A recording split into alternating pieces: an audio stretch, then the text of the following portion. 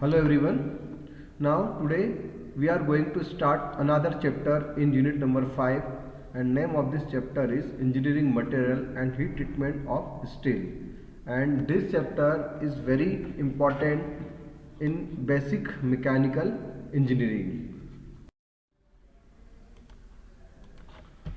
So this is a syllabus of basic mechanical engineering where first unit is fundamental of basic mechanical engineering.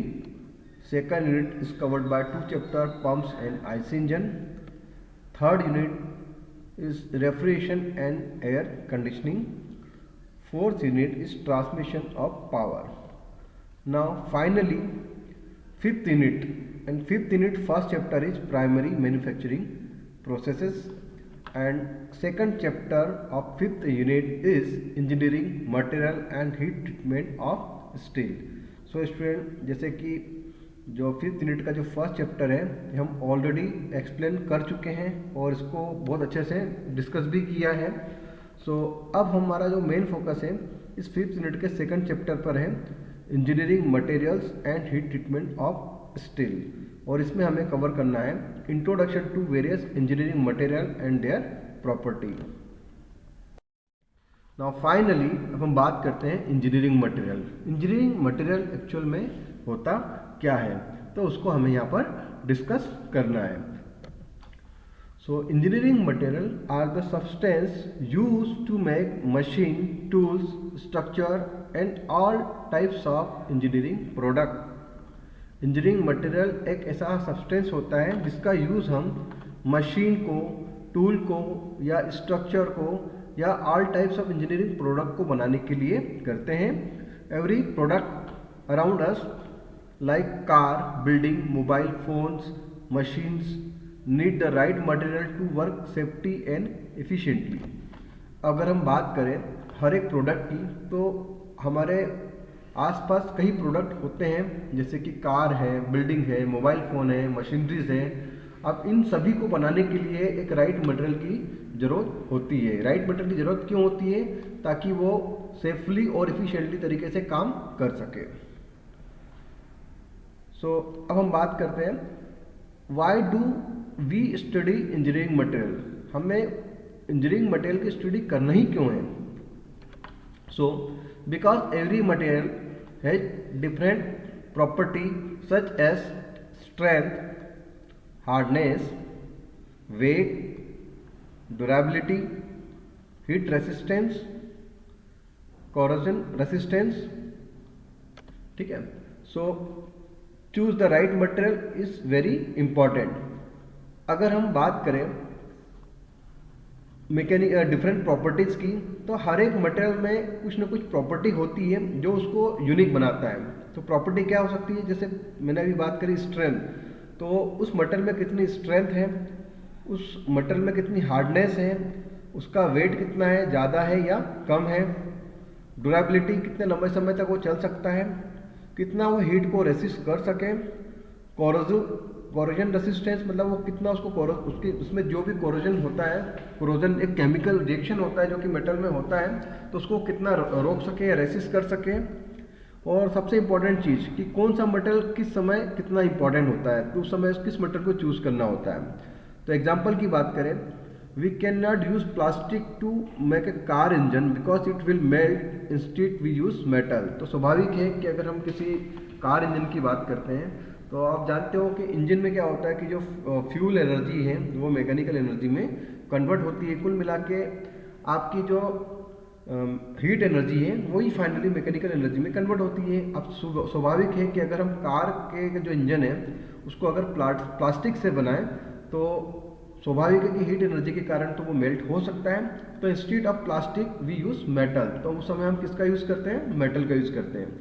तो हर एक metal की एक कुछ characteristic होती है, उसको उसके हिसाब से हमको यूज़ करना होता है. Now the next topic is main types of engineering material. So engineering material के कितने टाइप्स होते हैं उसको हम यहाँ पर डिस्कस करेंगे. सो पहला जो होता है वो होता है मेटल्स. अब मेटल क्या होता है? Metal are strong, hard and good conductor of heat and electricity. तो मेटल की एक सबसे इम्पॉर्टेंट कैरेक्टरिस्टिक होती है कि वो स्ट्रॉन्ग होता है, हार्ड होता है, और उससे भी ज़्यादा इम्पॉर्टेंट थिंग क्या होती है कि मेटल हीट और इलेक्ट्रिसिटी का बहुत अच्छा कंडक्टर होता है। अब एग्जाम्पल की बात करें तो एग्जाम्पल में आयरन हो सकता है, स्टील होता है, एल्यूमिनियम होता है, कॉपर होता है। और अगर इसके हम यूज़ की बात करें, कहाँ पर यूज़ होता है, बिल्डिंग में, मशीन्स में, व्हीकल्स में और इलेक्ट्रिक पार्ट्स में। ठीक है, तो यहाँ पर हम मेटल का यूज़ करते हैं। अब बात आती है नॉन मेटल। नॉन मेटल जो मेटल नहीं होते हैं, so this are material that are not metal, they are usually weak in strength, poor conductor and light in weight. अब जब कभी हम बात करते हैं नॉन मेटल की, तो सबसे मेन चीज़ कि ये स्ट्रॉन्ग कम होते हैं, मतलब इनकी जो स्ट्रेंथ होती है वो काफ़ी वीक होती है।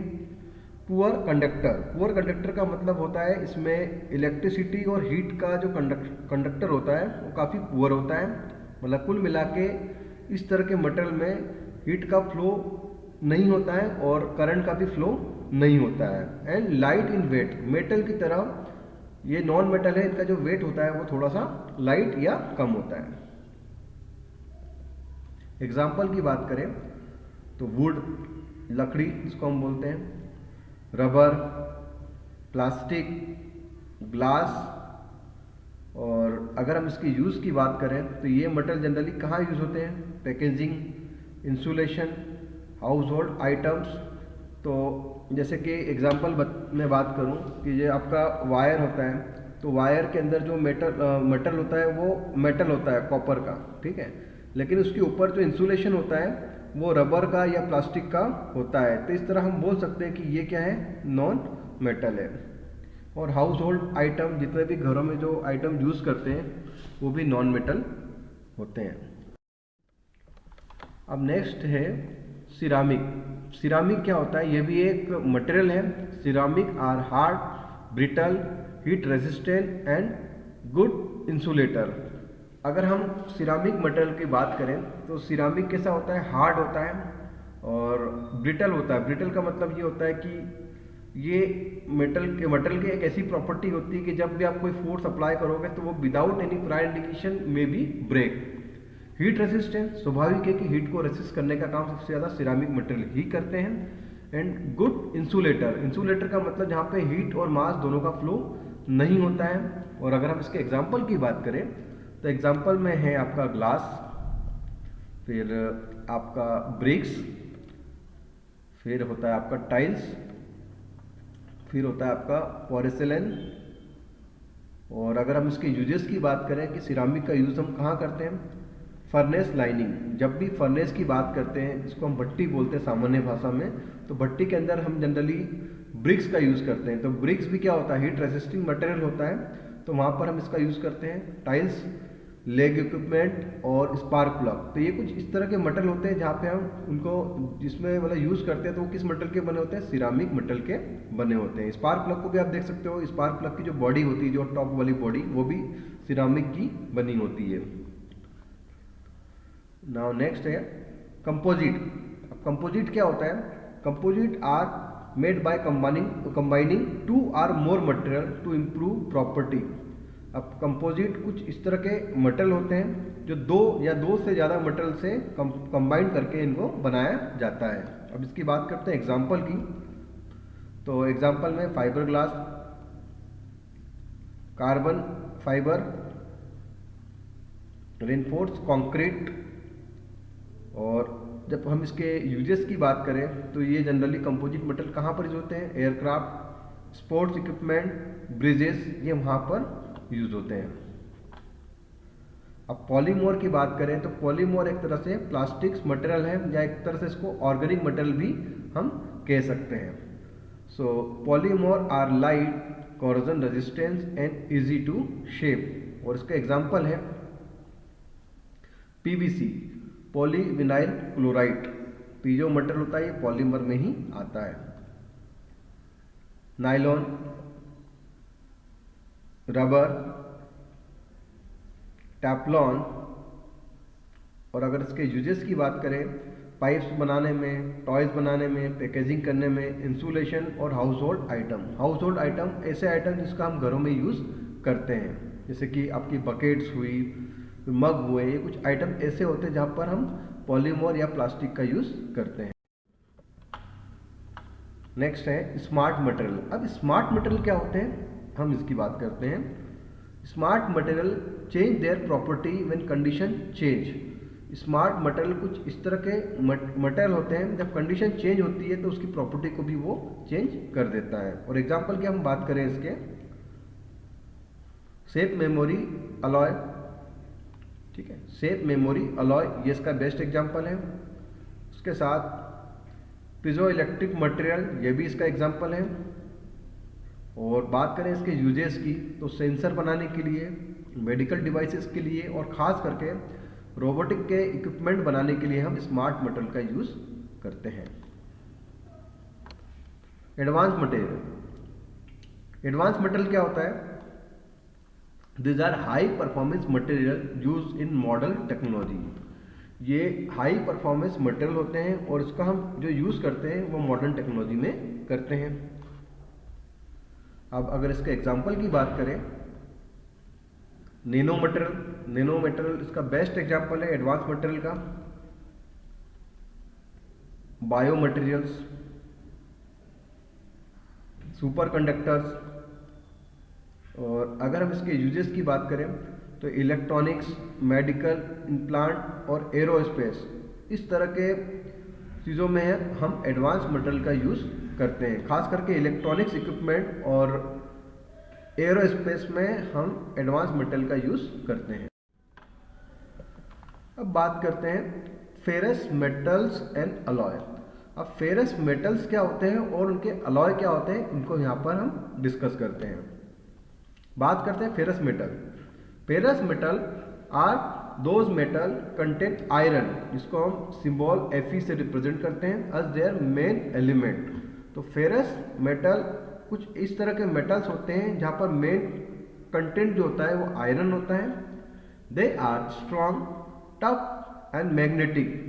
ये क्या होते हैं, स्ट्रॉन्ग होते हैं, टफ होते हैं और उनमें एक मैग्नेटिक प्रॉपर्टी होती है।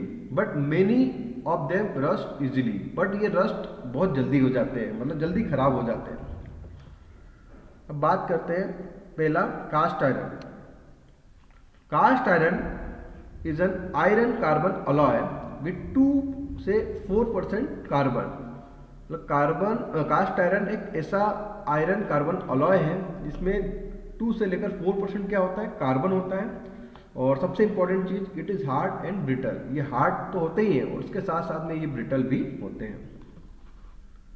अब यूजेस एंड एप्लीकेशन, कहाँ यूज होते हैं और उसकी एप्लीकेशन क्या है उसको डिस्कस करते हैं। Machine bat and frames. तो जो मशीन की बैट्स और फ्रेम तैयार की जाती है वो कास्ट आयरन से ही की जाती है। इंजन ब्लॉक, खास करके इंटरनल कंबशन इंजन में जो इंजन ब्लॉक्स बनाए जाते हैं, तो इंजन ब्लॉक्स बनाने के लिए जो मटेरियल यूज होता है वो होता है कास्ट आयरन। पाइप्स बनाने में भी हम कास्ट आयरन का यूज करते हैं।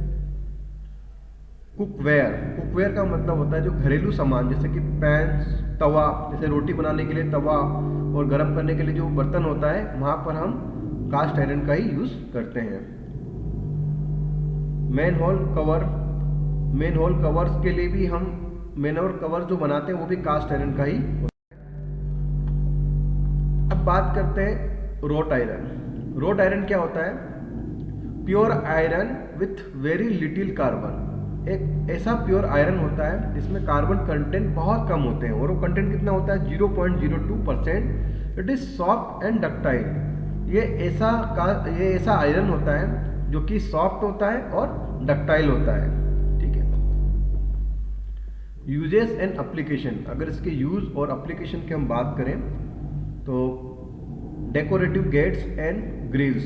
तो जो डेकोरेटिव गेट जो होते हैं और जो ग्रिल्स होती है वहाँ पर हम रोट आयरन का यूज़ करते हैं। चेन एंड हुक, चेन और हुक बनाने के लिए भी हम रोट आयरन का ही यूज़ करते हैं क्योंकि ये सॉफ्ट और डक्टाइल मेटल के होते हैं। रेलवे कपलिंग, खास करके रेलवे में जो कपलिंग उसके लिए जो मटेरियल बनाया जाता है वो रोड आयरन का ही होता है। बोल्ट्स एंड नेल्स, बोल्ट और नेल्स जैसे पार्ट्स बनाने के लिए भी हम रोड आयरन का यूज करते हैं। अब बात करते हैं माइल्ड स्टील। तो माइल्ड स्टील क्या होता है? लो कार्बन स्टील होता है। कैसा कार्बन स्टील होता है? Low carbon steel. और सबसे ज़्यादा हम कंस्ट्रक्शन में मशीन को बनाने के लिए या मशीनिंग प्रोसेस करने के लिए जिस स्टील का सबसे ज़्यादा यूज़ करते हैं वो माइल्ड स्टील ही होता है। सो स्टील विथ 0.1 to 0.3% कार्बन। अब इसमें कार्बन का जो परसेंटेज होता है वो 0.1 से लेकर 0.3% कार्बन होता है। इट इज़ टफ, ये टफ होता है, मजबूत होता है, डक्टाइल प्रॉपर्टी को शो करता है, वेल्डेबल, इजीली वेल्ड हो सकता है, and most common use steel, और ये सबसे ज़्यादा यूज होने वाला स्टील होता है। और अगर हम इसकी बात करें यूजेस की, कहाँ यूज़ किया जाता है? Building structure. तो बिल्डिंग स्ट्रक्चर में आप देखते हो जब घर बनाते हैं तो हम सरिये यूज़ करते हैं, तो वो MS के ही होते हैं, जिसको बोलते हैं mild steel. Rods and bars, कोई रॉड या बार को बनाते हैं तो वहाँ पे भी हम माइल्ड स्टील का ही यूज़ करते हैं। पाइप्स बनाने में भी माइल्ड स्टील का यूज़ किया जाता है। ऑटोमोबाइल बॉडीज़, जितने भी व्हीकल्स होते हैं, 4 व्हीलर व्हीकल, 2 व्हीलर व्हीकल, उनकी जो मेन बॉडी या फ्रेम बनाने के लिए हम ऑटोमोबाइल बॉडी जो होती है वो भी माइल्ड स्टील की ही होती है। मशीनरीज पार्ट्स, जो भी मशीनरी पार्ट्स होते हैं व्हीकल्स के या आपकी जो मशीन के जो पार्ट्स होते हैं कॉम्प्लिकेटेड पार्ट, वो भी MS के बनाए जाते हैं। Medium carbon steel. अब मीडियम कार्बन स्टील क्या होता है? कार्बन कंटेंट 0.3 से 0.6%। अब जो हमने लो कार्बन स्टील जो डिस्कस किया था उसके कंपेयर में मीडियम कार्बन स्टील में थोड़ा सा कार्बन का परसेंटेज थोड़ा सा स्लाइटली ज़्यादा होता है। और ये कैसा होता है? स्ट्रॉन्गर देन MS, मतलब माइल्ड स्टील से थोड़ा सा ज़्यादा स्ट्रॉन्ग होता है।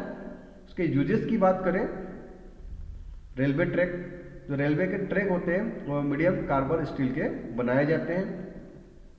गियर्स, डेफिनेटली गियर एक ऐसा एलिमेंट होता है जो पावर को ट्रांसमिट करता है, तो गियर को बनाने के लिए भी हम जिस पर्टिकुलर मटेरियल की बात करते हैं तो वो कौन सा मटेरियल होता है? Medium carbon steel. शाफ्ट को भी हम मीडियम कार्बन स्टील से बनाते हैं। और क्रैंक शाफ्ट, ये क्रैंक शाफ्ट भी मीडियम कार्बन स्टील से बना होता है। अब बात करते हैं high carbon steel. High carbon steel एक ऐसा स्टील है जिसमें कार्बन का परसेंटेज लो कार्बन स्टील और मिडिल कार्बन स्टील से थोड़ा सा ज़्यादा होता है। कार्बन कंटेंट 0.6 से लेकर 1.4%, मतलब इतना परसेंट तक कार्बन हो सकता है। मतलब ये एक ऐसा स्टील है जहाँ पर कार्बन का परसेंटेज सबसे ज़्यादा होता है। अब स्वाभाविक है कि कार्बन का परसेंटेज ज़्यादा है तो ये वेरी हार्ड एंड स्ट्रॉन्ग, तो ये स्ट्रॉन्ग और हार्ड ज़्यादा होंगे। और अगर इसके यूजेस की बात करें तो कटिंग टूल, जितने भी टूल्स होते हैं जो एक मेटल से दूसरे मेटल को कट करने के लिए या मशीनिंग करने के लिए यूज़ किया जाता है तो वो हाई कार्बन स्टील होते हैं। तो कटिंग टूल में भी हम हाई कार्बन स्टील का ही यूज़ करते हैं। ड्रिल करने के लिए जो टूल होता है वो भी हाई कार्बन स्टील का होता है। चीजल, ठीक है, किसी पार्ट को कट करने के लिए हम जिस चीजल का यूज़ करते हैं वो भी हाई कार्बन स्टील का ही होता है। और नाइव्स एंड ब्लेड्स, तो जितने भी नाइव और ब्लेड्स होते हैं जो आपके मटेरियल होते हैं शार्प मटेरियल, उसके लिए भी हम हाई कार्बन स्टील का ही यूज़ करते हैं। और स्प्रिंग भी हाई कार्बन स्टील के बने होते हैं। अब बात करते हैं स्टेनलेस स्टील। अब स्टेनलेस स्टील क्या होता है? Steel with minimum 12% chromium gives rust resistance. अब ये एक ऐसा स्टील होता है जिसमें 12% क्या होता है? क्रोमियम होता है। अब ऐसा करने से हमें रिजल्ट क्या मिलता है? Give rust resistance. तो इसमें जो रस्ट लगता है उसको रेसिस्ट करने का काम करता है। अब यूजेस की बात करें तो इसके यूज क्या है? किचन यूटेंसाइल, मतलब किचन के जितने भी बर्तन होते हैं वहाँ पर हम जनरली स्टेनलेस स्टील के यूज़ करते हैं। फिर केमिकल प्लांट इक्विपमेंट, जितने भी केमिकल प्लांट इक्विपमेंट होते हैं वो भी स्टेनलेस स्टील के होते हैं। फूड प्रोसेसिंग मशीनरीज में जो भी इक्विपमेंट होते हैं वो भी स्टेनलेस स्टील के होते हैं। अब अलॉय स्टील की बात करते हैं। अलॉय स्टील एक्चुअल में होता क्या है? It is a combination of more than two metals. So steel mix with alloy element like chromium, nickel, molybdenum, manganese, vanadium.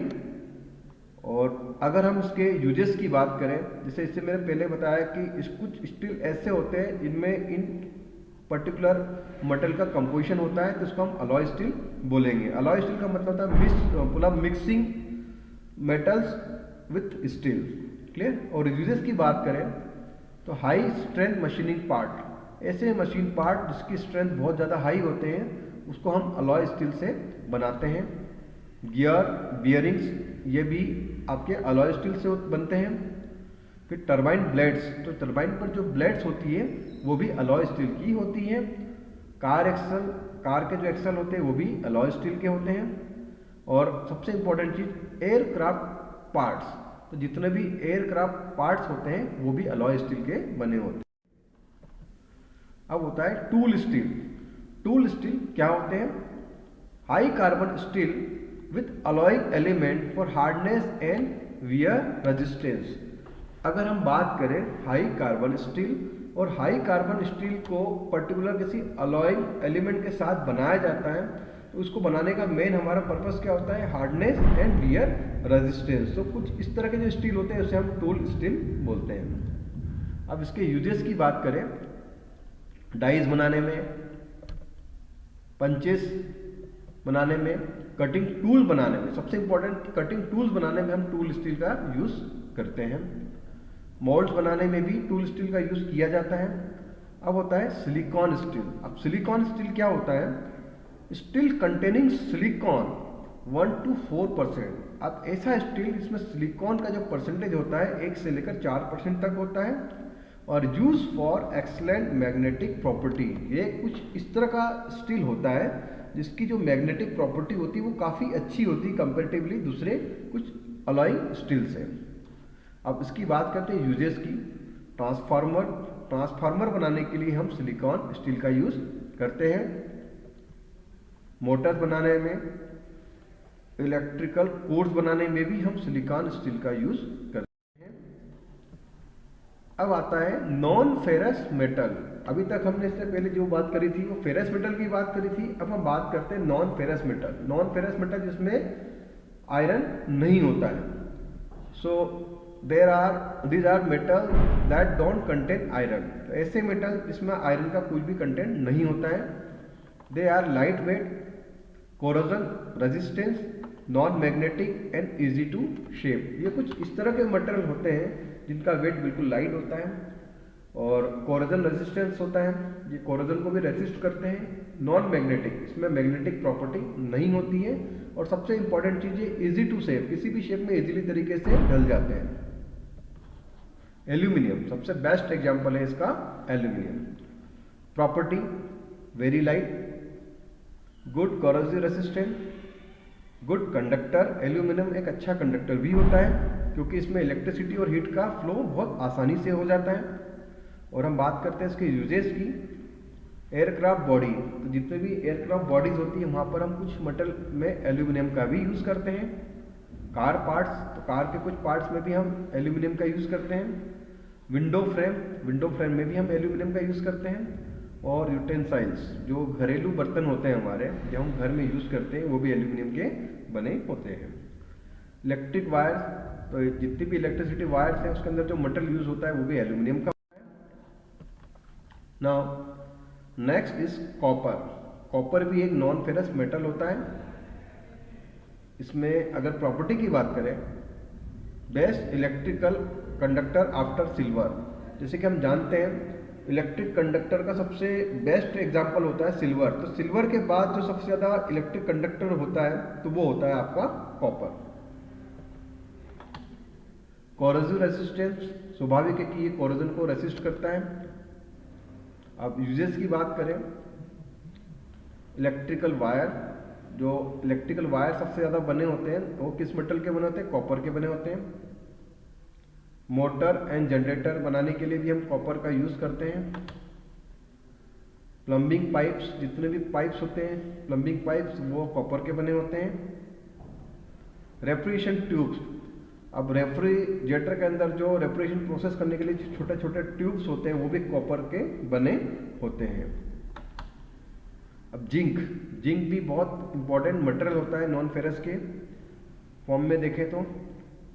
Zinc actual में क्या होता है तो आप जानते ही हैं, और उसकी प्रॉपर्टी की अगर बात करें, कोरोजन रेसिस्टेंस, कोरोजन को रेसिस्ट करता है, use for coating and other metals, तो ये कोटिंग और दूसरे मेटल के लिए जनरली हम इसका यूज करते हैं, जिंक की कोटिंग जिसे आप जानते हो। और यूजेस की बात करें,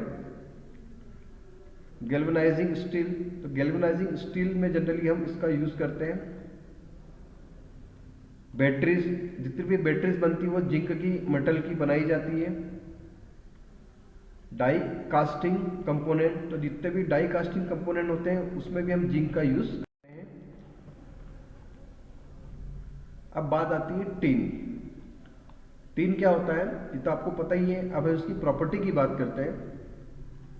कोरोजन रेसिस्टेंट, ये तो है ही। दूसरा सॉफ्ट एंड डक्टाइल, ये एक ऐसा मेटल होता है जो सॉफ्ट होने के साथ डक्टाइल प्रॉपर्टी को भी शो करता है। और इसके यूजेस की बात करें तो tin coating on steel, steel पर जो कोटिंग होती है वो टीन की होती है, इसको टीन कैन्स भी बोलते हैं। सोल्डरिंग इक्विपमेंट जो होता है, सोल्डरिंग में जो यूज करते हैं मटेरियल वो भी टीन का होता है। फूड कंटेनर, जिसमें फूड को रखा जाता है, वो भी टीन का होता है। निकेल मेटल की बात करें तो निकेल भी एक नॉन फेरस मेटल है। आप इसकी प्रॉपर्टी की बात करें तो ये स्ट्रॉन्ग एंड कोरोजन रेसिस्टेंस, तो स्ट्रॉन्ग तो है ही, साथ में कोरोजन रेसिस्टेंस भी होता है। हाई टेम्परेचर स्ट्रेंथ, और इसकी जो स्ट्रेंथ है काफ़ी ज़्यादा होती है, तो हाई टेम्परेचर स्ट्रेंथ होती है, तो हाई टेम्परेचर में भी इसकी स्ट्रेंथ बहुत ज़्यादा होती है। और यूजेस की बात करें, स्टेनलेस स्टील मेकिंग, जहाँ पर स्टेनलेस स्टील को बनाया जाता है तो उसमें भी हम कहीं ना कहीं टीन के मेटल का यूज़ करते हैं। बैटरीज बनाने के लिए हम इसका यूज़ करते हैं। और टरबाइन पार्ट्स में भी कहीं ना कहीं टीन का यूज़ होता है। अब बात करते हैं टाइटेनियम, ये सबसे महंगा नॉन फेरस मेटल होता है। सो प्रॉपर्टी की बात करें तो very strong but light weight, ये बहुत स्ट्रॉन्ग होता है और लाइट वेट, मतलब इसका वेट तो कम होता है लेकिन उसके बावजूद भी ये बहुत ज़्यादा स्ट्रॉन्ग होता है। हाई कोरोजिव रेसिस्टेंस, सो आप जैसे कि देख पा रहे हो कोरोजन रेजिस्टेंस, तो जितने भी नॉन फेरस मेटल है स्वाभाविक है कि वो कोरोजन रेजिस्टेंस होता ही है, बट ये कुछ ज़्यादा ही कोरोजन रेजिस्टेंस होता है। यूजेस की बात करें, एयरक्राफ्ट एंड स्क्रैपक्राफ्ट, तो जितने भी एयरक्राफ्ट या स्पेसक्राफ्ट के जितने भी इक्विपमेंट होते हैं या जो पार्ट्स होते हैं वो टाइटेनियम मटेरियल के ही बनाए जाते हैं, क्योंकि थोड़े कॉस्टली भी होते हैं और ड्यूरेबल भी होते हैं। मेडिकल इम्प्लांट्स, तो मेडिकल इम्प्लांट बनाने में भी हम जनरली टाइटेनियम का ही यूज़ करते हैं। मेराइन पार्ट्स, तो मेराइन पार्ट्स बनाने के लिए भी हम टाइटेनियम मटेरियल का ही यूज़ करेंगे। और मैग्नीशियम, ये भी एक नॉन फेरस मेटल है। इसकी प्रॉपर्टी की बात करें तो very light, lighter than aluminium, स्वाभाविक है कि एल्यूमिनियम से भी ज़्यादा हल्का होता है। और यूजेस की बात करें, एयरक्राफ्ट पार्ट बनाने में इसका यूज़ करते हैं मैग्नीज का। मोबाइल फोन्स बनाने में भी हम मैग्नीशियम का यूज़ करते हैं। और लैपटॉप्स, जितने भी लैपटॉप्स होते हैं उसमें जो मटेरियल होता है उसमें भी मैग्नीशियम होता है। और ऑटोमोबाइल कंपोनेंट, जितने भी ऑटोमोबाइल कंपोनेंट्स होते हैं वहाँ पे भी कहीं ना कहीं मैग्नीशियम मटेरियल का यूज़ किया जाता है।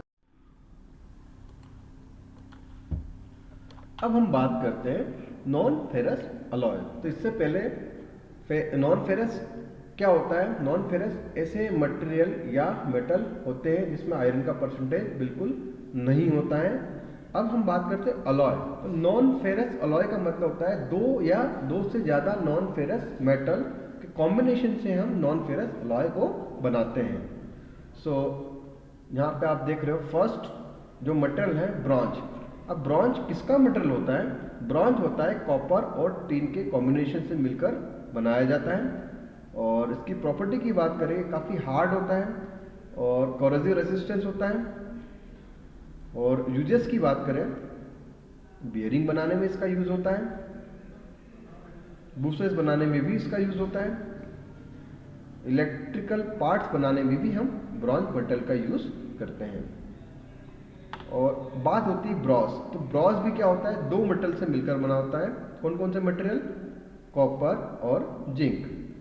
और इसकी प्रॉपर्टी की बात करें तो इसमें प्रॉपर्टी का एक डक्टाइल है, कोरोसिव रेजिस्टेंस है और उसका जो कलर है वो गोल्डन कलर का होता है। और बात करते हैं इसके यूजेस की, तो वॉल एंड टैप्स बनाने में इसका जनरली हम यूज़ करते हैं। म्यूजिकल इंस्ट्रूमेंट, जितने भी म्यूजिकल इंस्ट्रूमेंट जो होते हैं वो ब्रॉस मेटल के ही बने होते हैं। डेकोरेटिव आइटम, जो घरों में जितने भी डेकोरेशन करने के लिए हम जितने भी आइटम का यूज करते हैं वो ब्रॉस के ही बने।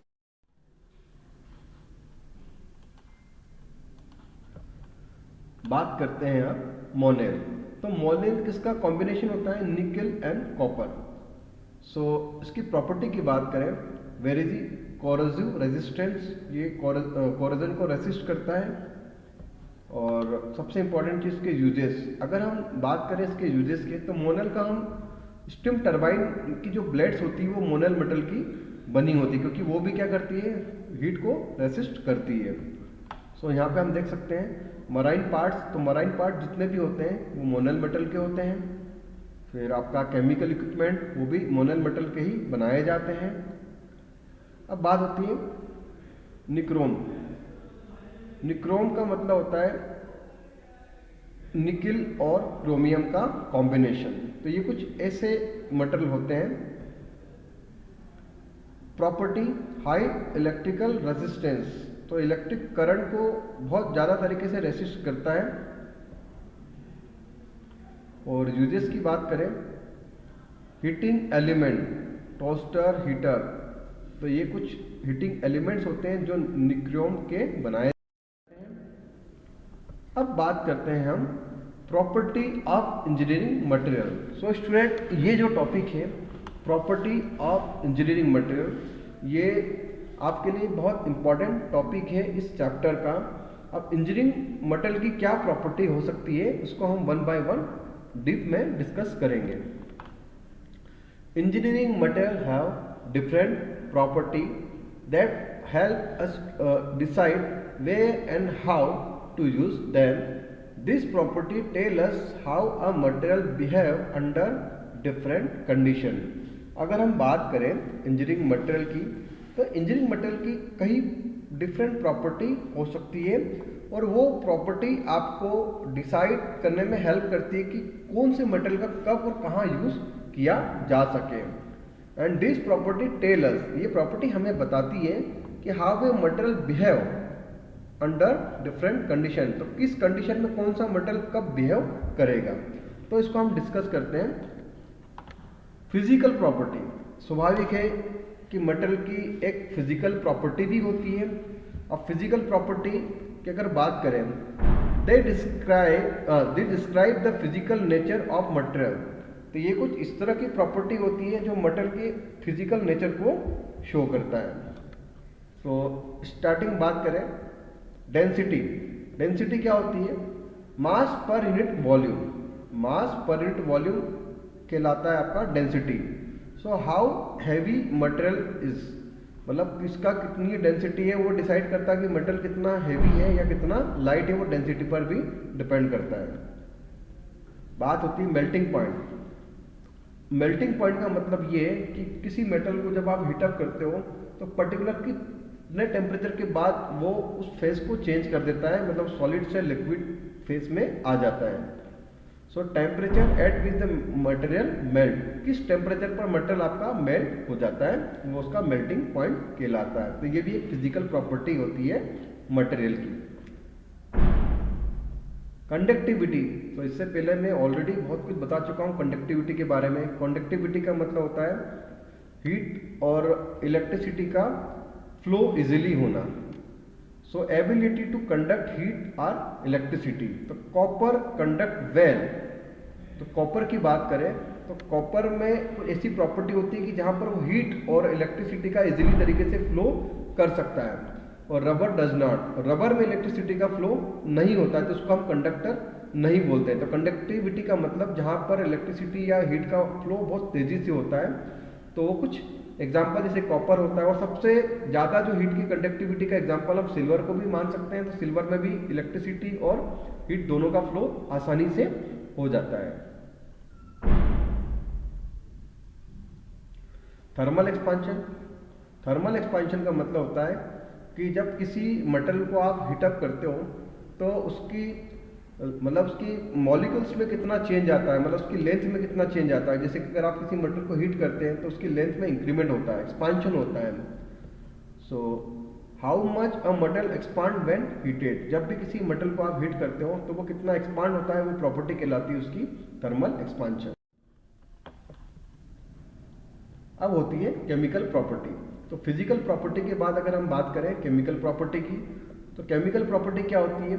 They describe how a material react chemically. अब ये किसी भी मेटल की वो प्रॉपर्टी होती है जो ये शो करती है कि वो केमिकली कितना रिएक्ट करती है, ठीक है। सो इसमें फर्स्ट है कोरोसिव रेसिस्टेंस। कोरोसिव रेसिस्टेंस का मतलब होता है एबिलिटी टू रेसिस्ट रस्टिंग और केमिकल अटैक। अब रस्टिंग से मतलब होता है, जैसे कि सामान्य भाषा में रस्टिंग का मतलब होता है जंग लगना।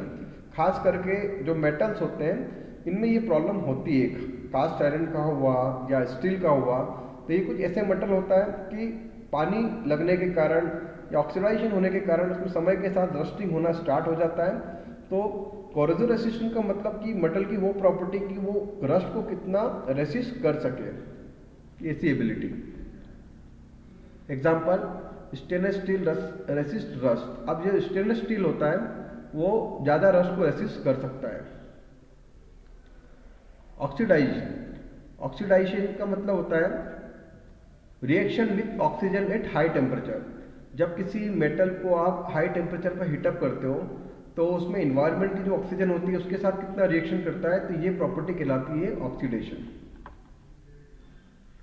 फ्लेमेबिलिटी, फ्लेमेबिलिटी क्या होती है? एबिलिटी टू बर्न, मतलब मेटल की वो प्रॉपर्टी जो उसको इजीली तरीके से बर्न करा सके, तो वो होती है फ्लेमेबिलिटी। इलेक्ट्रिकल प्रॉपर्टी, अब हम बात करते हैं इलेक्ट्रिकल प्रॉपर्टीज की। So this describe how material behave with electricity, मतलब ये शो करता है किसी मेटल का कि वो इलेक्ट्रिसिटी के साथ कैसा बिहेव करता है। Conductor, conductor allow electricity to pass easily. तो ऐसे कुछ मटेरियल जहाँ पर इलेक्ट्रिसिटी इजीली फ्लो करती है, जैसे कि आपका कॉपर हुआ, एल्यूमिनियम हुआ, ये एक अच्छे कंडक्टर मटेरियल है। फिर इंसुलेटर, अब इंसुलेटर क्या होता है? डोंट अलाउ इलेक्ट्रिसिटी टू पास, कुछ ऐसे मटेरियल जो इलेक्ट्रिसिटी को पास नहीं करते हैं, अलाउ नहीं करते हैं, जैसे कि आपका प्लास्टिक हुआ, रबर हुआ, ठीक है। नेक्स्ट है डाइइलेक्ट्रिक स्ट्रेन। तो डाइइलेक्ट्रिक स्ट्रेन क्या होता है? Ability to resist electric breakdown. तो ये कुछ ऐसी प्रॉपर्टी होती है जो इलेक्ट्रिक ब्रेकडाउन को क्या करती है? इलेक्ट्रिक ब्रेकडाउन को रेसिस्ट करती है। अब आती है बात थर्मल प्रॉपर्टी की। तो मटेरियल में क्या थर्मल प्रॉपर्टी होती है उसको हम यहाँ पर समझते हैं। This show how material react to heat. इसका मतलब ये है कि जब किसी मटेरियल को आप हीटअप करते हो तो वो कैसा रिएक्ट करता है। तो एक होता है आपका हीट रेजिस्टेंस। तो heat resistance ability to resist high temperature, ज़्यादा टेम्परेचर पर वो कितना हीट को रेसिस्ट कर सके। इसका सबसे बेस्ट एग्जांपल है आपका ग्लास, ठीक है। ये कुछ ऐसे मटेरियल होते हैं जहाँ पर आप उसको टेम्परेचर देते भी हो तो वो हीट को क्या करता है? रेसिस्ट करने की कोशिश करता है। Thermal conductivity, how well a material transfer heat. Thermal conductivity का मतलब होता है कि जब किसी मेटल पर हम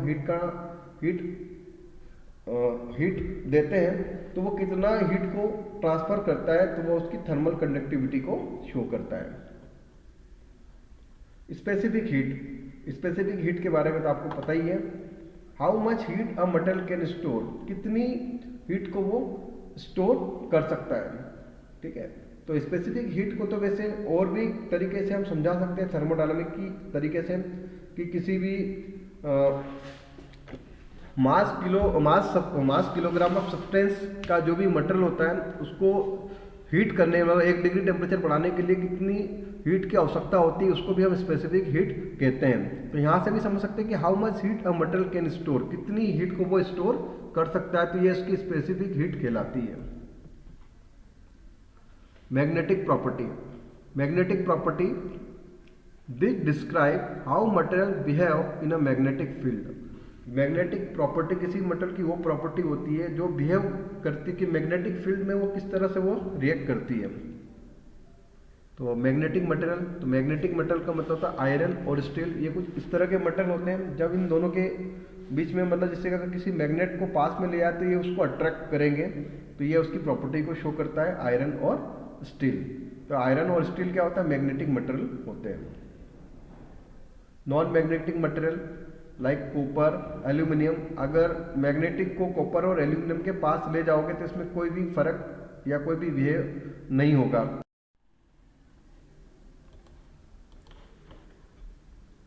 अब स्टूडेंट हम बात करते हैं मटेरियल की मैकेनिकल प्रॉपर्टी। अब मैकेनिकल प्रॉपर्टी की अगर हम बात करें तो मैकेनिकल प्रॉपर्टी कुछ इस तरह की प्रॉपर्टी होती है जो मैकेनिकली बिहेव करती है, और ख़ास करके यूनिवर्सिटी एग्ज़ाम में एटलीस्ट 1 या 2 क्वेश्चन मैकेनिकल प्रॉपर्टी से ज़रूर पूछे जाते हैं, तो इसको हमें बहुत अच्छे से फोकस करना है। सो मैकेनिकल प्रॉपर्टी में सबसे पहली जो प्रॉपर्टी है वो है इलास्टिसिटी। कौन सी प्रॉपर्टी है, elasticity. So ability to return to original shape after load is remove. अगर हम बात करें इलास्टिसिटी, तो इलास्टिसिटी मटेरियल की वो प्रॉपर्टी है जब कभी हम किसी मटेरियल पर लोड अप्लाई करते हैं तो लोड अप्लाई होने के बाद उसमें कुछ उसकी लेंथ में चेंज आता है, तो लेंथ में चेंज आया और जैसे हम लोड को रिमूव करते हैं तो वापस वो अपनी ओरिजिनल शेप में आ जाती है, तो उस प्रॉपर्टी को बोला जाता है इलास्टिसिटी। और अगर हम बात करें इलास्टिसिटी का बेस्ट एग्जांपल, तो वैसे तो हम बोलते हैं कि rubber is the best example of elasticity, but rubber को आप एक अच्छा इलास्टिक मटेरियल नहीं मान सकते हो क्योंकि उसकी इलास्टिसिटी बहुत कम समय तक ही रहती है। अगर उसमें हम ज़्यादा फोर्स लगाएंगे तो अपनी इलास्टिसिटी को खो सकता है। तो सबसे बेस्ट एग्जांपल है इलास्टिसिटी का वो है स्टील। दूसरी प्रॉपर्टी है प्लास्टिसिटी। जैसे इलास्टिसिटी में मैंने क्या बताया था कि जब ऐसी प्रॉपर्टी मटेरियल की जब उस पर लोड लगाते हैं तो वो अपनी पोजीशन पर आ जाता है, लेकिन प्लास्टिसिटी में क्या होता है कि जब बात करें ability to permanently deform without breaking. अब सबसे इंपॉर्टेंट चीज़ है, जैसे कि इलास्टिसिटी में तो लोड को रिमूव करते हैं तो वो वापस अपनी पोजीशन पे आ जाता है, लेकिन प्लास्टिसिटी में क्या होता है कि वो उसकी इलास्टिसिटी को खो देता है और वो परमानेंटली क्या हो जाता है, डिफॉर्म हो जाता है। तो प्लास्टिसिटी ऐसी प्रॉपर्टी है किसी भी मटेरियल को जब आप मटेरियल पर लोड अप्लाई करते हो तो वो डिफॉर्मेशन हो जाता है, और जैसे हम लोड को रिमूव करते हैं तो वापस वो अपनी पोजीशन पर एग्जैक्टली नहीं आता है। तो ability to permanent deform without breaking, बिना ब्रेकिंग हुए। तीसरा होता है आपका स्ट्रेंथ। अब स्ट्रेंथ क्या होती है, ability to resist breaking under load. अब किसी भी मटेरियल की वो प्रॉपर्टी जो ज़्यादा से ज़्यादा लोड को क्या कर सके, रेसिस्ट कर सके, तो उस प्रॉपर्टी को कहते हैं हम स्ट्रेंथ। डक्टिलिटी। अब डक्टिलिटी की बात करें, ability to be scratch into wire. किसी भी मटेरियल की वो प्रॉपर्टी जब कभी हम उस पर फोर्स अप्लाई करते हो तो फोर्स अप्लाई करने के बाद हम देखते हैं कि एक ऐसी प्रॉपर्टी मटेरियल की जिसको हम वायर की फॉर्म में स्क्रैच कर सकें, तो ability to be scratch into wire. Malleability. So malleability भी डक्टिलिटी की तरह है, लेकिन डक्टिलिटी में हम क्या करते हैं, उस मटेरियल को वायर के फॉर्म में चेंज करते हैं, लेकिन यहाँ पर हम उसे शीट के फॉर्म में चेंज करते हैं। तो ability to be hammer or roll into thin sheet. अब जब किसी मटेरियल पर इतना फोर्स लगाया जाता है कि उस मटेरियल को हम शीट के फॉर्म में या रोल के फॉर्म में चेंज कर सकें, तो वो प्रॉपर्टी कहलाती है मिलायबिलिटी। हार्डनेस। हार्डनेस क्या होता है, ability to resist scratching and wear. कोई भी मटेरियल उसकी एक ऐसी प्रॉपर्टी जिसमें हम उसमें कोई फोर्स अप्लाई करते हैं तो वो उसको उसके स्क्रैचिंग और उसके वियर को क्या करता है, रेसिस्ट करता है। तो ग्लास जो आपका सबसे बेस्ट एग्जांपल होता है हार्डनेस का, ठीक है। और टफनेस की बात करें, टफनेस क्या होता है, ये एक मैकेनिकल प्रॉपर्टी होती है और ये एक ऐसी प्रॉपर्टी होती है ability to absorb energy without breaking. अब किसी भी मेटल की ऐसी प्रॉपर्टी जो वो एनर्जी को मैक्सिमम से मैक्सिमम क्या कर सके, एब्जॉर्ब कर सके। जैसे कि मान लो किसी मेटल को आप हैमरिंग करते हो, तो हैमरिंग करते हो तो वो इम्पैक्ट लोड को क्या करती है, एब्जॉर्ब करती है बिना किसी ब्रेकिंग किए हुए, तो वो उसकी टफनेस कहलाती है। नेक्स्ट है ब्रिटलनेस। जैसे कि डक्टिलिटी में हमने क्या बताया था कि मेटल की एक ऐसी प्रॉपर्टी जिसको हम वायर के फॉर्म में स्क्रैच कर सकें। अब ब्रिटलनेस का मतलब ये होता है कि जब किसी मेटल पे फोर्स लगाया जाता है तो बिना किसी prior indication it may break, break easily without much deformation. तो एग्जांपल है ग्लास, जब किसी ग्लास पे आप फोर्स लगाते हो तो वो इंडिकेशन नहीं देता है, वो डायरेक्ट टूट जाता है, तो वो प्रॉपर्टी कहलाती है आपकी ब्रिटलनेस। कास्ट आयरन भी इसका बेस्ट एग्जांपल है ब्रिटलनेस। अब क्रीप की बात करते हैं। Slow continuous deformation under constant load for a long time, specifically at high temperature. अब स्टूडेंट, अगर मैं इस प्रॉपर्टी की बात करूं क्रीप, तो क्रीप एक तरह का स्लो एंड कंटिन्यूअस डिफॉर्मेशन होता है अंडर कांस्टेंट लोड। जब किसी मेटल पर कांस्टेंट तरीके से लोड लगता है या कंटिन्यूअस लोड लगता है तो कुछ समय के बाद वो उसमें डिफॉर्मेशन आ जाता है, तो वो प्रॉपर्टी कहलाती है क्रीप। कौन सी मैकेनिकल प्रॉपर्टी कहलाती है, क्रीप। और खास करके स्पेसिफिकली एट हाई टेम्परेचर। अब इसको हम समझ सकते हैं कि जो हमारा बॉयलर होता है, जब बॉयलर को इंस्टॉल किया जाता है तो बॉयलर के अंदर तो कई पार्ट्स ऐसे होते हैं जहाँ से वाटर का भी फ्लो होता है, स्टीम का भी फ्लो होता है। तो समय के साथ धीरे धीरे वो पार्ट्स में क्या होता है, एक तरह से डिफॉर्मेशन आना स्टार्ट हो जाता है। किसके कारण, हाई टेम्परेचर के कारण। और इसका एक जीता जागता एग्जाम्पल है आपकी स्टीम टरबाइन। अब स्वाभाविक है कि स्टीम टरबाइन में जो ब्लेड्स होती है वो स्टीम के कारण ही उसमें स्ट्राइक, मतलब स्टीम उसको क्या करती है, स्ट्राइक करती है ब्लेड को, तो ब्लेड क्या करती है, रोटेशन करती है। लेकिन कुछ समय के बाद उसमें डिफॉर्मेशन आना स्टार्ट हो जाता है, स्पेशली एट हाई टेम्परेचर। तो वो प्रॉपर्टी क्या कहलाती है, आपकी क्रीप कहलाती है। Fatigue strength. फटीग स्ट्रेंथ का मतलब होता है बार बार।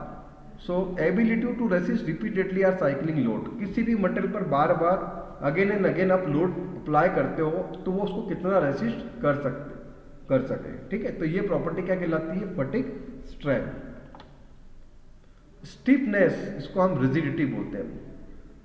एबिलिटी टू रेसिस्ट बेंडिंग और डिफॉर्मेशन। किसी भी मटेरियल की वो प्रॉपर्टी जो बेंडिंग या डिफॉर्मेशन को रेसिस्ट कर सके उसे हम स्टिफनेस कहेंगे। रेजिलेंस, यह भी एक प्रॉपर्टी है। Ability to absorb energy and release it when unloaded. इसका सबसे बेस्ट एग्जांपल है आपका स्प्रिंग एक्शन। तो किसी भी मेटल की वो प्रॉपर्टी जब वो एनर्जी को एब्जॉर्ब करे और जब उसको रिलीज करे तो वो अपनी वापस दूसरी पोजीशन पे आ जाए। तो स्प्रिंग में क्या होता है, काइनेटिक एनर्जी कन्वर्ट होती है मैकेनिकल एनर्जी में और मैकेनिकल एनर्जी कन्वर्ट होती है काइनेटिक एनर्जी में। तो ये स्प्रिंग एक्शन है वो बेस्ट एग्जांपल है रेजिलेंस का। फिर होता है इम्पैक्ट स्ट्रेंथ। इम्पैक्ट स्ट्रेंथ का मतलब होता है एकदम से shock. Ability to resist sudden shock load. जैसे मैंने इससे पहले टफनेस की जो प्रॉपर्टी बताई थी उसमें भी बताया था, तो इसको यहाँ से भी समझ सकते हो कि किसी भी मेटल की वो प्रॉपर्टी जो सडन उसके शॉक या उसके लोड को क्या कर सके, रेसिस्ट कर सके, तो वो प्रॉपर्टी कहलाती है उसकी impact strength.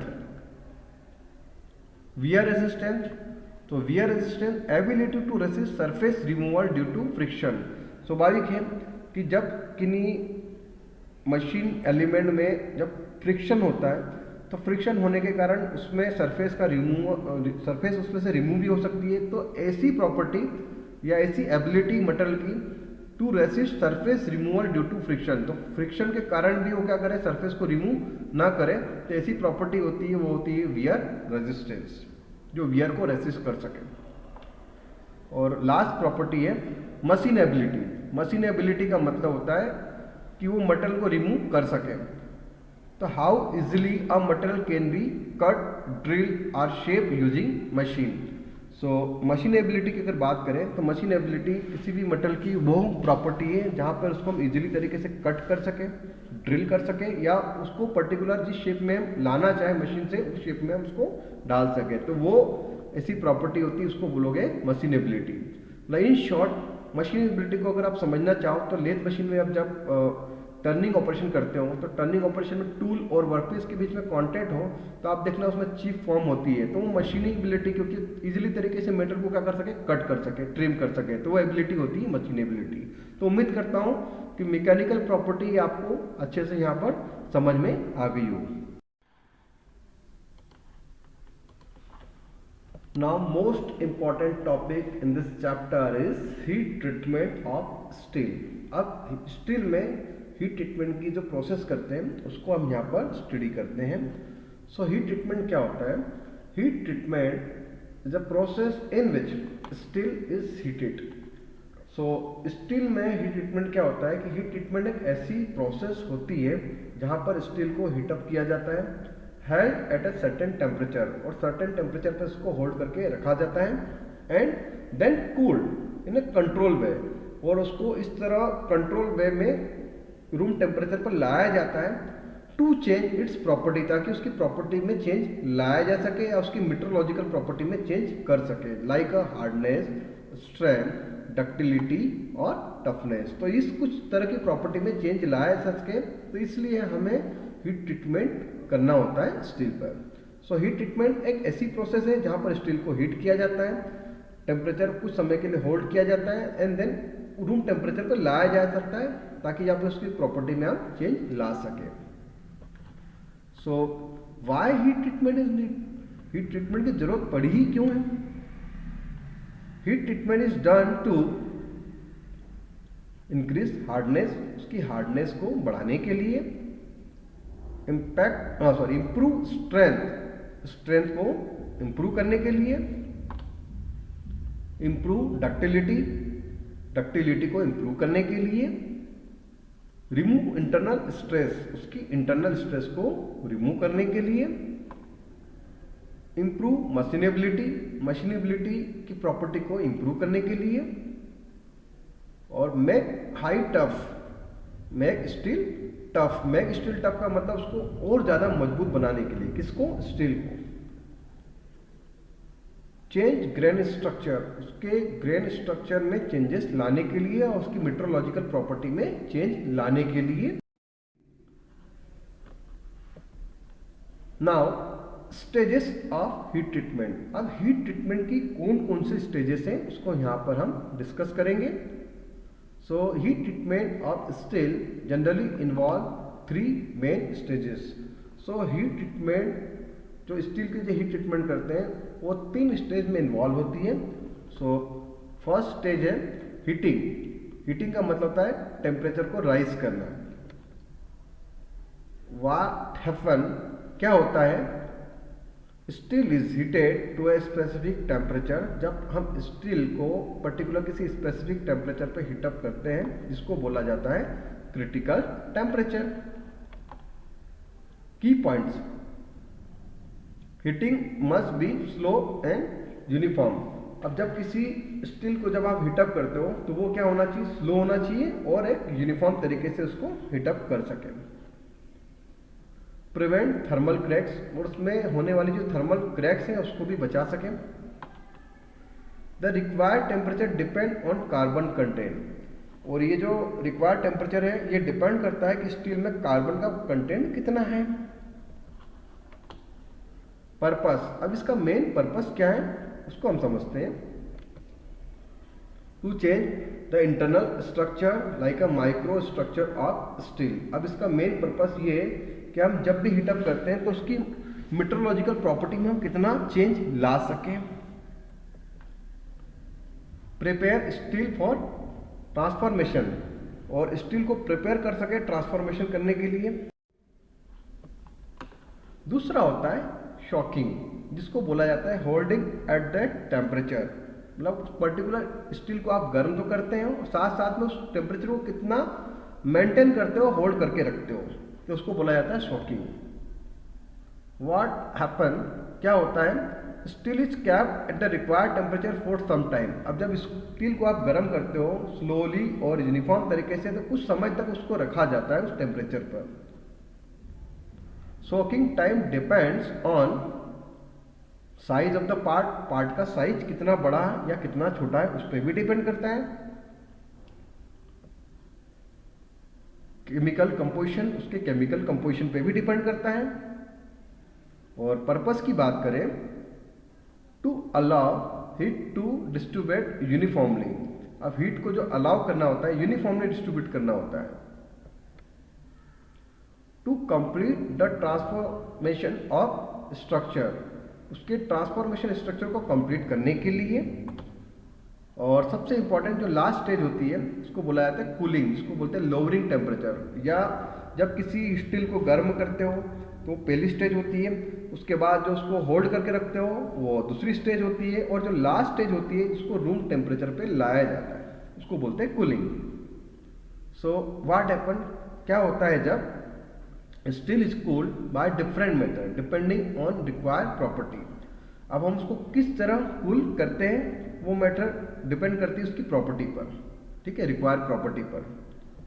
So types of cooling, cooling के क्या क्या टाइप हो सकते हैं।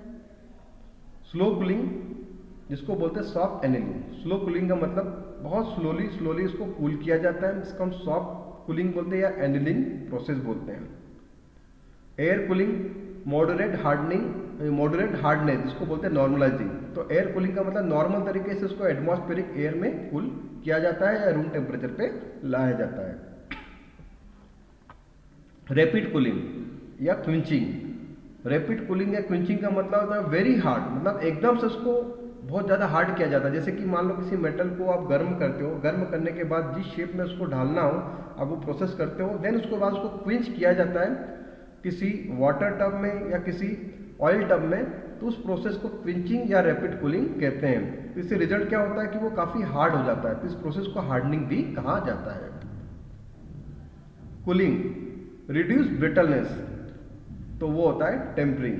टेम्परिंग का मतलब क्या होता है, क्योंकि जब कोई मेटल हार्ड हो जाता है तो उसमें ब्रिटलनेस आ जाती है, तो उस ब्रिटलनेस को रिड्यूस करने के लिए बार बार हम उस स्टेजेस को रिपीट करते हैं, तो उस प्रोसेस को बोला जाता है टेम्परिंग। तो वो भी एक कूलिंग का एक पार्ट होता है। तो कितने टाइप्स ऑफ कूलिंग होंगे, slow cooling, air cooling, rapid cooling और नॉर्मल तरीके से जो प्रोसेस के थ्रू जो कूलिंग करते हैं उसको बोलोगे आप सिंपल टेम्परिंग।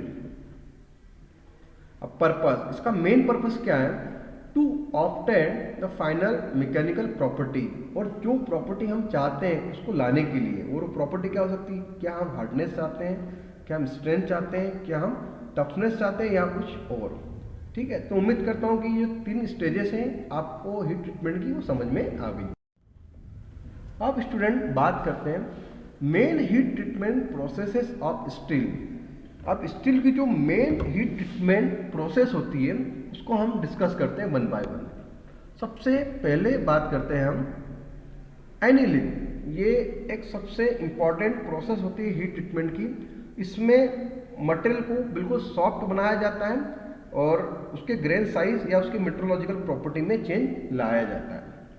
सो एनिलिंग की बात करें, annealing is a heat treatment process in which metal is heated to a specific temperature. Annealing heat treatment की वह प्रोसेस है जहां पर मेटल को एक स्पेसिफिक टेम्परेचर पर हीटअप किया जाता है, held there for some time, और उसको उस पर्टिकुलर टेम्परेचर पर रखा जाता है and then cool very slowly to make it soft, ductile and stress free. और उसके साथ उसको उस रूम टेम्परेचर पर लाया जा सके और काफ़ी स्लो तरीके से उसकी कूलिंग की जाती है ताकि मेटल को सॉफ्ट, डक्टाइल और स्ट्रेस फ्री बनाया जा सके। इस प्रोसेस को कहा जाता है एनिलिन। अब हम बात करें मीनिंग, एनिलिन का मीनिंग होता है सॉफ्टनिंग द स्टील। स्टील को बिल्कुल सॉफ्ट बनाना होता है, इस प्रोसेस को बोला जाता है एनिलिन।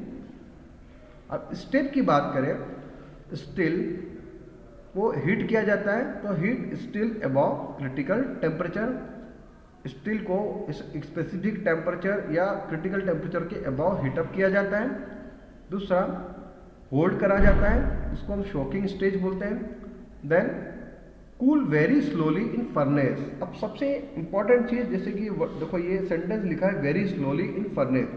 अब ये एक ऐसी प्रोसेस होती है जहाँ पर किसी मटेरियल का आप जब हीट ट्रीटमेंट प्रोसेस करते हो या एनिलिंग प्रोसेस करते हो, उसको आप हीटअप करते हो और उसके बाद उसको शॉक करते हो, मतलब होल्ड करते हो, देन उसके बाद जब उसको रूम टेम्परेचर पर लाया जाता है तो ऐसी जगह पर लाया जाता है जिसकी बात करते हैं फर्नेस। तो फर्नेस के अंदर ही इसको रूम टेम्परेचर पर लाया जाता है। स्वाभाविक है कि जब कोई मेटल को आप गर्म करते हो उसके पर्टिकुलर स्पेसिफिक टेम्परेचर पर, और उसके बाद जो चेंजेस लाना चाहते हैं उसकी प्रॉपर्टी में जो चेंजेस लाना चाहते हैं वो आ भी गई, देन उसके बाद उसको कूल किया जाता है फर्नेस के अंदर। तो फर्नेस के अंदर कूल होने में उसको 24 से लेकर 48 घंटे लगते हैं उस टेम्परेचर में आने में। कौन से टेम्परेचर में आने में? नॉर्मल टेम्परेचर या रूम टेम्परेचर में आने में। लेकिन रिजल्ट क्या मिलता है? रिजल्ट ये मिलता है कि उस समय आपका जो स्टील है वो काफ़ी सॉफ्ट, डक्टाइल और स्ट्रेस फ्री स्टील हो जाता है। सो पर्पस क्या हुआ इसका? Make steel soft, increase ductility और इंप्रूव मशीनेबिलिटी। और सबसे इंपॉर्टेंट चीज कि अब फाइनली हम क्या करते हैं, उसकी जो इंटरनल स्ट्रेस वहां पे उसको हम रिमूव कर देते हैं। अब बात करते हैं नॉर्मलाइजिंग। सो देखो student, it is clear from their name, normalising मतलब नॉर्मल तरीके से हीट ट्रीटमेंट प्रोसेस को करना, उस प्रोसेस को बोला जाता है नॉर्मलाइजिंग। अब अगर हम इसकी स्टेटमेंट डेफिनेशन को देखें तो normalising is a heat treatment process in which steel is heated about its critical temperature, held for some time and then cooled in still air to make the grain structure uniform and improve toughness। या दूसरी definition बोले तो normalising is the process of heating steel about its critical temperature, soaking it and cooling it in the air to refine grain size and improve mechanical property. तो जो दोनों definition है उसको एक तरीके से अगर मैं सिंपल लैंग्वेज में समझाऊं, जैसे नॉर्मलाइजिंग में हमने क्या किया था, किसी स्टील के मेटल को हीटअप किया था, फिर उसको होल्ड करके रखा था और देन उसके बाद स्लो उसकी जो कूलिंग करी थी वो काफ़ी स्लोली करी थी, और जो कूलिंग करी थी वो किस में करी थी? फर्नेस के अंदर करी थी। अब यहाँ पर जो कूलिंग करेंगे वो नॉर्मल तरीके से करेंगे। नॉर्मल तरीके से का मतलब कि आप उस मेटल को कूल होने के लिए एटमॉस्फेरिक एयर में रख दोगे तो वो नॉर्मल तरीके से क्या होगा? कूल होगा। तो इससे क्या होगा? उसके ग्रेन स्ट्रक्चर में आप चेंजेस ला सकते हो और उसकी टफनेस को या उसकी मैकेनिकल प्रॉपर्टी को आप क्या कर सकते हो? इंप्रूव कर सकते हो। तो वो जो हीट ट्रीटमेंट प्रोसेस होती है उसको बोलोगे आप नॉर्मलाइजिंग। बात करते हैं meaning refining grain structure by air cooling. अब यहाँ पर जो उसके ग्रेन स्ट्रक्चर में जो रिफाइनिंग करते हैं, मतलब उसके न्यू ग्रेन स्ट्रक्चर लाते हैं तो किसके थ्रू लाते हैं? By air cooling. Air cooling का मतलब एटमॉस्फेरिक कूलिंग। उसके बाद स्टेप्स, अगर इसकी स्टेप्स की बात करूं, हीट अबाउ क्रिटिकल टेम्परेचर, जैसे मैंने आपको बताया कि इसको अबाउ क्रिटिकल टेम्परेचर से हीटअप किया जाता है, देन होल्ड किया जाता है जिसको शॉकिंग स्टेज बोलते हैं। उसके बाद कूल इन स्टिल एयर, ये एटमॉस्फेरिक एयर में या सिंपल नॉर्मल एयर में इसको रखा जाता है कूल होने के लिए। पर्पस क्या होगा? पर्पस का इंप्रूव टफनेस को इंप्रूव करने के लिए, मेक ग्रेन यूनिफॉर्म और यूनिफॉर्म ग्रेन्स बनाने के लिए, और better mechanical property then annealing. और इससे जो इस प्रोसेस से जो आप जो इसकी जो मैकेनिकल प्रॉपर्टी जो होती है वो बेटर होती है एनिलिंग प्रोसेस के कंपेयर में। अब नेक्स्ट जो हीट ट्रीटमेंट प्रोसेस है वो होती है हार्डनिंग। अब हमने एनिलिंग प्रोसेस भी डिस्कस किया, हमने नॉर्मलाइजिंग प्रोसेस भी डिस्कस किया। अब हम बात करते हैं हार्डनिंग। अब हार्डनिंग में क्या होता है? Hardening is a heat treatment process in which steel is heated above its critical temperature, shocked and then cooled very fast, quench to increase hardness and strength. Another definition, hardening is the rapid cooling of heated steel to make it hard and wear resistance. अब hardening एक ऐसी process है जहाँ पे steel के metal को बिल्कुल एक अबव क्रिटिकल टेम्परेचर या स्पेसिफिक टेम्परेचर पर गर्म किया जाता है। गर्म करने के बाद उसको होल्ड रखा जाता है और उसकी जो कूलिंग होती है वो बहुत फास्ट होती है, क्विंच किया जाता है। अब कूलिंग को कैसे किया जाता है कि भाई जो मेटल है गर्म हो गया, होल्ड रखा, होल्ड करने के बाद उसको क्विंच करा किसी वाटर के कंटेनर में या किसी ऑयल के कंटेनर में इसको सिंक कर दिया, देन उसके बाद उसको निकाल लिया। तो आप देखते हो कि उसकी कूलिंग बहुत फास्ट होती है, ठीक है। So hardening is a rapid cooling of heated steel to make it hard and wear resistant. अब उसमें रिजल्ट क्या होगा कि आप जब उसकी रैपिड कूलिंग करोगे तो वो मेटल काफ़ी हार्ड हो जाएगा और एक तरह का वियर रेजिस्टेंट मटेरियल मिलेगा आपको। सो अगर इसकी मीनिंग की बात करें तो मेटल मतलब making the steel hard, steel को अगर हार्ड बनाना हो तो हम हार्डनिंग प्रोसेस करते हैं। स्टेप्स की बात करें, steel above heat above critical temperature, then hold जिसको रखा जाता है टेम्परेचर पे, और तीसरा जो है कूल रैपिडली क्विंचिंग। अब इसको किस में क्विंच किया जाता है, या तो वाटर में क्विंच किया जाता है, कोई ऑयल में क्विंच किया जाता है, या कोई ब्राइन सॉल्यूशन होता है उसमें क्विंच किया जाता है। पर्पस की बात करें तो इसका मेन पर्पस क्या है इस हार्डनिंग प्रोसेस का, इंक्रीज हार्डनेस। किसी भी स्टील मटेरियल जो है उसके हार्डनेस को इंप्रूव करने के लिए हम हार्डनिंग प्रोसेस करते हैं। Increase wear resistance. अब नेक्स्ट जो प्रोसेस है हीट ट्रीटमेंट का उसको बोलोगे टेम्परिंग। अब टेम्परिंग क्या होता है इसको हम यहाँ पर डिस्कस करते हैं। Tempering is a heat treatment process done after hardening to reduce brittleness and increase toughness. अब जैसे कि इससे पहले मैंने आपको बताया था कि हार्डनिंग प्रोसेस में क्या किया जाता है कि स्टील को एक पर्टिकुलर स्पेसिफिक टेम्परेचर या अबव क्रिटिकल टेम्परेचर पर हीटअप किया जाता है। हीटअप करने के बाद उसको होल्ड रखा जाता है उस पर्टिकुलर टेम्परेचर पे, एंड देन उसको रैपिडली क्विंच किया जाता है। तो वो प्रोसेस होती थी आपकी हार्डनिंग। लेकिन हार्डनिंग में क्या होता था कि जो मेटल होता था उसकी ब्रिटलनेस बढ़ जाती थी, कि वो हार्ड तो हो जाता था लेकिन उसकी ब्रिटलनेस क्या हो जाती थी, बढ़ जाती थी। अब इस टेम्परिंग प्रोसेस में क्या होता है कि उसकी ब्रिटलनेस को हमको कम करना होता है और उसकी टफनेस को बढ़ाना होता है, किसकी, स्टील को। तो उस दौरान हम टेम्परिंग प्रोसेस करते हैं। तो tempering is a heat treatment process done after hardening to reduce brittleness and increase toughness of steel. या अगर दूसरी डेफिनेशन में बोले तो tempering is the process of heating hardening steel to a temperature below its critical point, holding it and then cooling it to reduce brittleness and improve toughness. तो वही चीज बोल रहा है, ठीक है। सो अब हम बात करें इसके मीनिंग की, तो रिड्यूस ब्रिटलनेस आफ्टर हार्डनिंग। तो जो हार्डनिंग प्रोसेस करते हैं उसके बाद अगर उसकी ब्रिटलनेस को रिड्यूस करना होता है तब हम टेम्परिंग प्रोसेस करते हैं। तो टेम्परिंग जो प्रोसेस की जाती है वो हार्डनिंग प्रोसेस के बाद ही इसको अप्लाई किया जाता है, और इसका मेन एम क्या होता है, ब्रिटलनेस को रिड्यूस करने के लिए। और इसके स्टेप्स की बात करें, heat hardened steel to a temperature below critical. अब यहाँ पर जो हम टेम्परेचर की बात करें तो ये टेम्परेचर कैसा होता है, बिलो क्रिटिकल टेम्परेचर, जो कि किसके अराउंड होता है, क्योंकि क्रिटिकल टेम्परेचर जो होता है वो 750 मतलब 650 के अबाव होता है तो क्रिटिकल टेम्परेचर। लेकिन ये जो टेम्परेचर होगा 150 से लेकर 650 डिग्री सेंटीग्रेड के अराउंड में होगा। अब बात करें दूसरी स्टेप, पहले तो उसको हीटअप किया जाता है बिलो क्रिटिकल टेम्परेचर, देन उसके बाद उसको होल्ड किया जाता है, देन फाइनली इसको वापस कूल किया जाता है किसमें, एयर में। और पर्पस, इसका पर्पस क्या है, रिड्यूस ब्रिटलनेस, ब्रिटलनेस को रिड्यूस करने के लिए। दूसरा इंक्रीज टफनेस, टफनेस को इंक्रीज करने के लिए।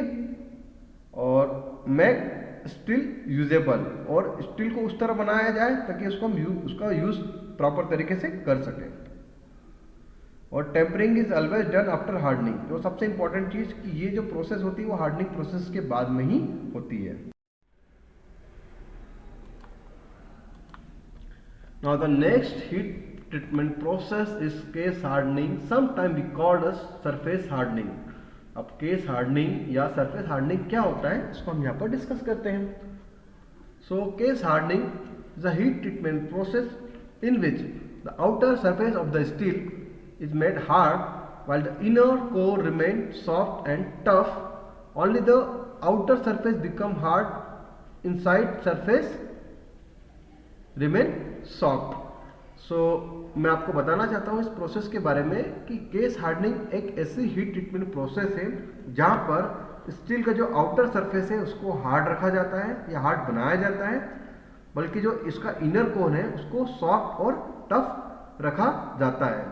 Only the outer surface become hard, मतलब इसका मतलब ये कि इसकी जो आउटर सरफेस है वो हार्ड होगी और इनसाइड सरफेस जो होगी वो इनसाइड कोर जो होगी वो क्या होगी, सॉफ्ट होगी। तो ये एक ऐसी प्रोसेस होती है, तो इसको हम बोलते हैं केस हार्डनिंग।